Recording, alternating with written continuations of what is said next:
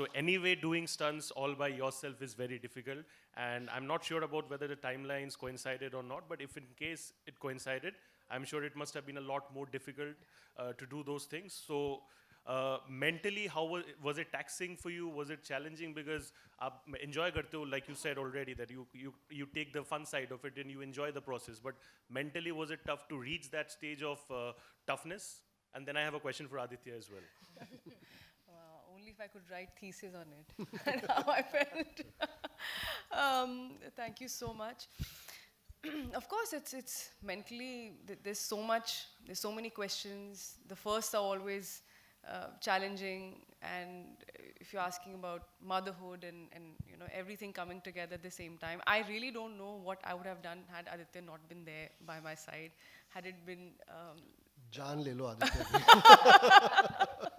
and Lokesh Bhaiya, everybody. I mean, it was of course a home production, but you know you're part of something. There's a sense of responsibility as an actor and credibility as an actor that you have to consistently be you know at it. Of course, we took precautions. That's also not a time where you tell everybody, you know, that okay, this is what's going to happen. It's the most it's something which is no kept secret, right? And but luckily, most of the stunts and the whole training bit, it was very rigorous training for weeks. As I already mentioned, very thankful to Keshav sir and Bhushan sir. He also took us to NSG here in Mumbai, and my God, that has to be one of the best days of my life, where you actually got to fire live, and I came out looking red like an apple. And they said, "What happened?" I said, "I don't know. I really enjoyed firing those shots." And so many emotions, of course, so many things. You want to be conscious, you want to be cautious, you want to be careful.